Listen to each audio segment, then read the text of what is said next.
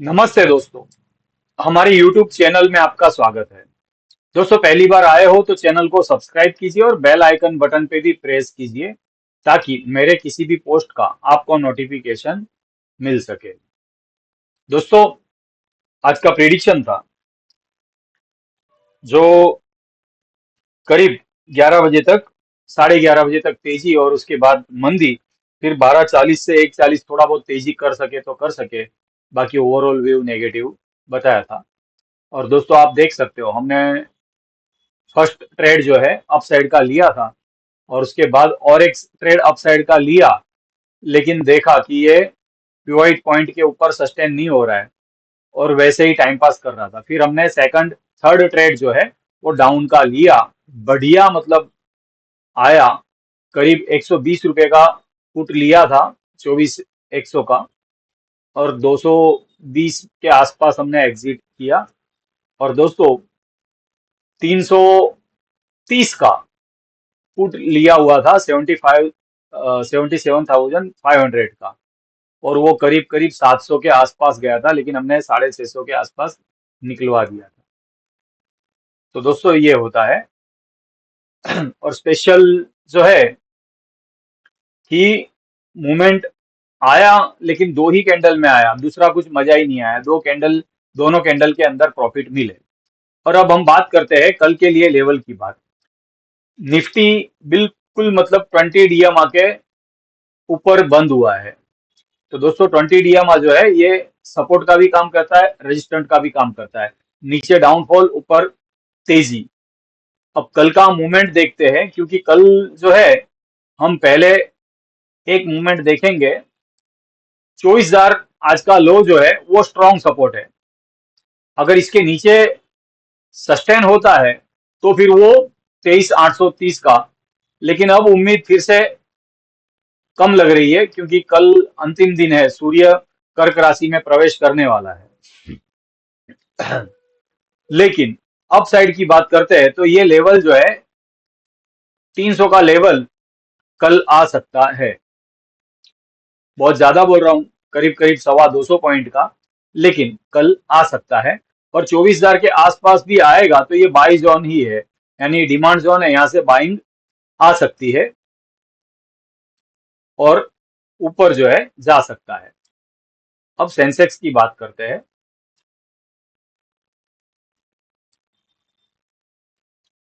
77,000 strong support है जो आज का लो है।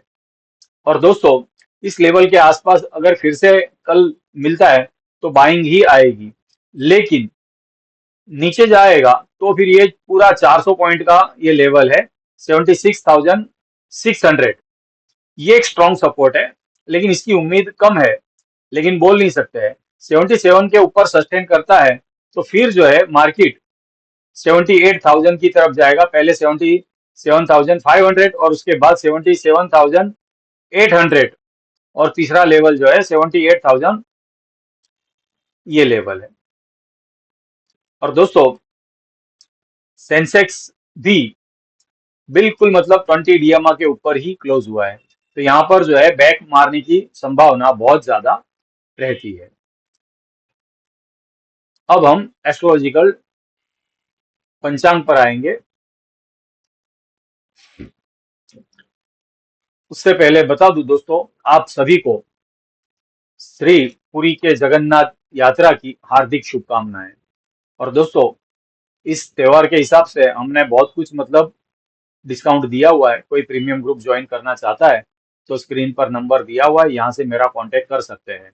और दोस्तों, जिस दिन वीडियो ना बने उस दिन हम जो है फ्री टेलीग्राम चैनल पर अपडेट दे देते हैं, जिसकी लिंक डिस्क्रिप्शन में दिया हुआ है। और दोस्तों, मेरा नाम, मेरे यूट्यूब चैनल का नाम और मेरे फोटो का कुछ लोग मिस यूज करके टेलीग्राम पर फेक चैनल बनाकर बैठे हैं।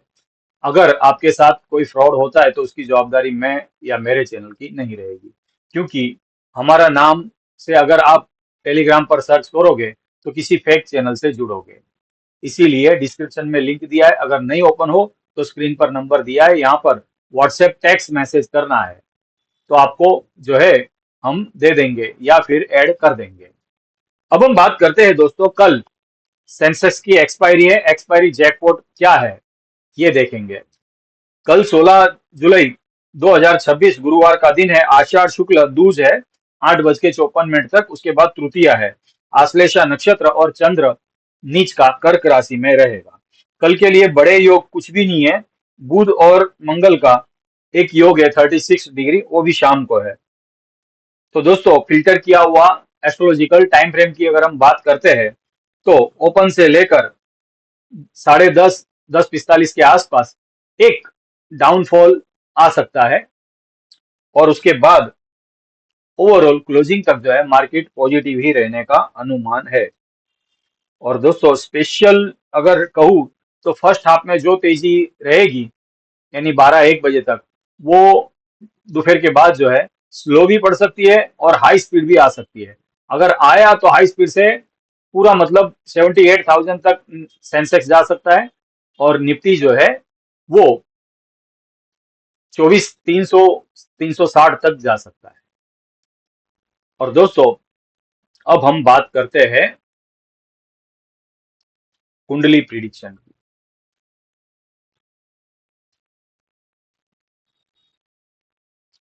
हमने बर्थ डिटेल्स जो है वो दूसरे टैबलेट में सेट किया हुआ है।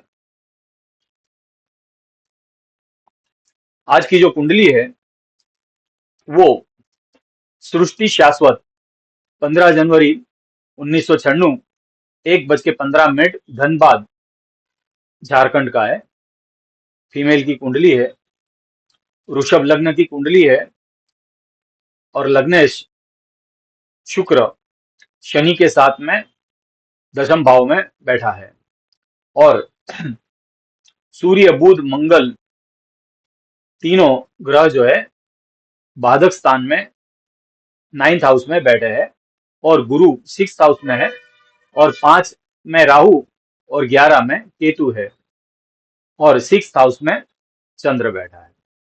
तो दोस्तों यहाँ पर बात है 30 साल की उम्र है, शादी कब होगी? तो यहाँ पर हम अगर देखते हैं पंचमेश और सप्तमेश की युति यानी मंगल और बुध की युति अगर हो तो ज्यादातर जो है यूं अगर बहुत स्ट्रिक वाले हो तो जाना पहचाना परिवार में यानी मामा पक्ष या चाची पक्ष या मामी पक्ष या चचेरे पक्ष के अंदर से जो है रिलेशन में शादी होने की संभावना होती है। और अभी के हिसाब से अगर कहे तो ये लव मैरिज के चांस ज्यादा है। और कभी भी मंगल के साथ शुक्र हो या सप्तमेश और पंचमेश का कोई भी संबंध हो तो लव मैरिज यानी इच्छा पात्र मिलने की संभावना ज्यादा होती है। यहाँ पर स्थिर लग्न में बाधक स्थान में सप्तमेश बैठा है और पंचमेश भी बैठा है, यानी शादी के लिए बाधा तो आएगी ही आएगी। यहाँ पर शुक्र की कुंडली में शुक्र के लग्न में शनि जो है बाधकेश होता है, लेकिन योग कारक ग्रह भी होता है क्योंकि 9-10 का स्वामी होता है, इसलिए वो योग कारक भी होता है। और अब इसको अगर हम दशा पहले देख लेते हैं। शनि की दशा है और मंगल का अंतर है। अब इसको हम जो है कि केपी कृष्ण मूर्ति पद्धति से घुमा देते हैं। सप्तम 7वें कस्प का स्वामी जो है वो भी शनि है जिसकी दशा चल रही है और शनि गुरु के नक्षत्र में है और शुक्र उसका सबलॉर्ड है। शुक्र लगने से और 7वां शुक्र का जो मतलब तुला राशि है वो गलित है और गुरु 8 और 9 का स्वामी है क्योंकि मीन राशि भी गलित है। तो यहाँ पर दो राशियां गलित है और दो राशि वृद्धि है। सॉरी, हाँ दो राशि गलित है, दो राशि वृद्धि है, यानी मिथुन राशि गलित है और धनु राशि जो है वो वृद्धि है और तुला राशि वृद्धि है, गलित है, और मेष राशि भी गलित है। तो यहां पर हम देखते हैं कि शुक्र सिर्फ लग्नेश 7-1 फर्स्ट कस्प बताता है, और गुरु वो 8-9 और 12 बताता है, और शनि 10 और 11 इस तरह से भाव बता रहा है। और सबसे बड़ी चीज ये है कि शनि जो है वो अनटैलेंटेड प्लेनेट है। अनटैलेंटेड प्लेनेट का मतलब ये होता है कि वो ग्रह जो है हर तरह का फल देने में सक्षम होता है, और उसके नक्षत्र में कोई ग्रह नहीं है, इसलिए उसको अनटैलेंटेड बोला जाता है। उसमें कोई टैलेंटेड नहीं है, टैलेंट नहीं है, सिर्फ वो अपना ही काम कर सकता है। यानी 7वें कस्प का सबलॉर्ड है शनि, तो शादी होने की संभावना पूरी है शनि की ही दशा में। लेकिन अंतर भी सपोर्ट करना जरूरी होता है, और शनि जो है बाधक भी है, और 7वें स्थान का स्वामी मंगल, और यूं दशानाथ कहूं अंतर दशानाथ वो भी मंगल है। तो मंगल जो है वो 6, 9, 4, 7 इस तरह से बताता है।